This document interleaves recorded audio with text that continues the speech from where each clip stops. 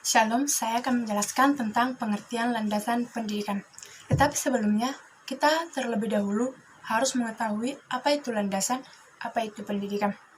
Landasan yaitu tumpuan, dasar, alas, atau pondasi, tempat bertumpu atau tumpuan, atau titik tolak, atau dasar pijakan.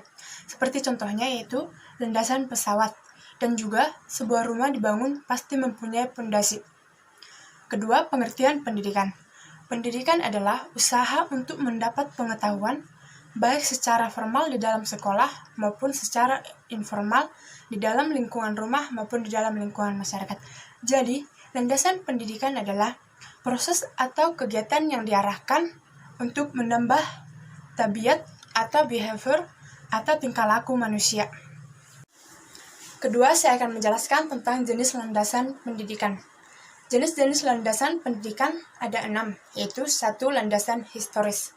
Landasan historis adalah sejarah pendidikan di masa lalu yang menjadi acuan bagi pendidikan di masa sekarang atau di masa kini. 2. Landasan filosofis.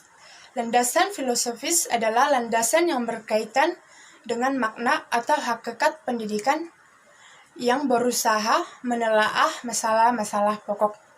Ketiga, landasan psikologis. Landasan psikologis berfokus pada proses belajar mengajar. Keempat, landasan sosiologis. Landasan sosiologi adalah sosiologi yang mempelajari berbagai tindakan sosial yang menjelma dalam realitas sosial. Kelima, landasan kultural. Landasan kultural mengandung makna norma dasar pendidikan yang bersumber dari norma kehidupan berbudaya yang dianut oleh sebuah bangsa. Keenam, landasan iptek. Landasan iptek mempunyai kaitan yang sangat erat. Pendidikan berperan sangat penting dalam pewarisan pengembangan iptek. Asas Tutwuri Handayani.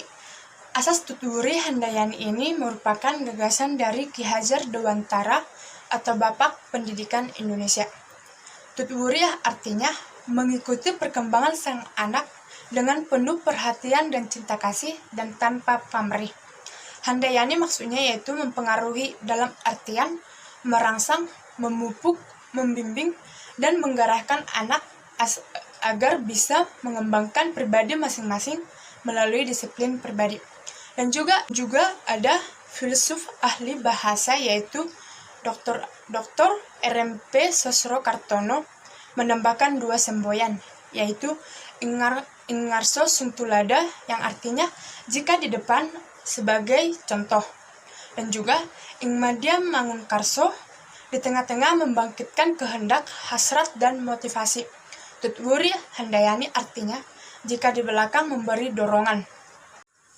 Menurut asas Tutwuri Handayani ini, seorang guru adalah pemimpin yang berdiri di belakang dengan bersemboyankan Tutwuri Handayani, yaitu di belakang sebagai dorongan dengan memberikan kesempatan bagi anak didik untuk berjalan sendiri, tanpa memaksa, tanpa mencampuri secara terus-menerus, tanpa memerintah. Bisa dibilang, Tutwuri Handayani ini adalah cikal bakal sebuah pendekatan atau cara belajar siswa yang aktif.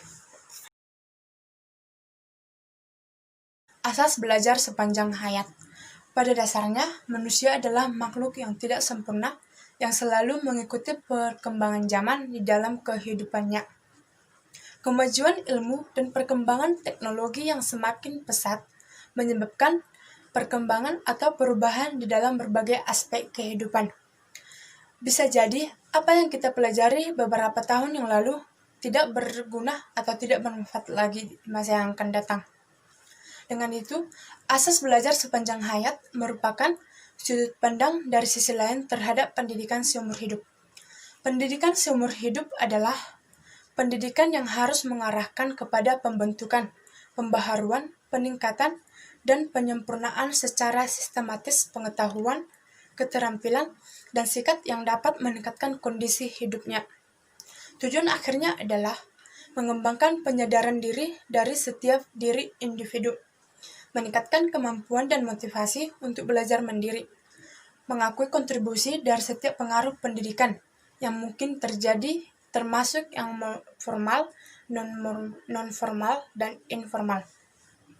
Dalam latar pendidikan seumur hidup, proses belajar mengajar di sekolah seharusnya mengemban dua misi, yaitu memberikan pembelajaran kepada peserta didik dengan efisien dan efektif, meningkatkan kemampuan dan kemauan belajar mandiri sebagai dasar dari belajar sepanjang hayat. Kurikulum yang dapat dirancang dan diimplementasikan yaitu kurikulum yang memperhatikan dua dimensi, yaitu sebagai berikut. Dimensi vertikal dari kurikulum sekolah meliputi keterkaitan dan kesinambungan antara tingkatan persekolahan dan keterkaitan dengan kehidupan peserta didik di masa depan. Dimensi horizontal yang berkaitan dengan kegiatan belajar di sekolah dan di luar sekolah.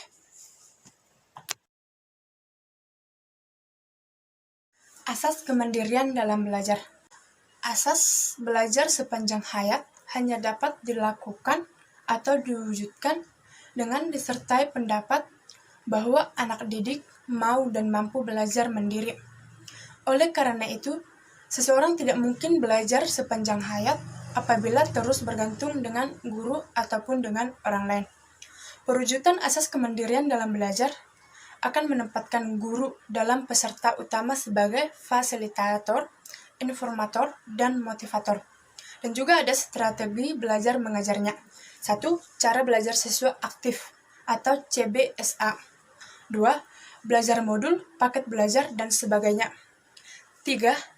Belajar dengan didukung oleh suatu pusat sumber belajar atau PSB yang memadai.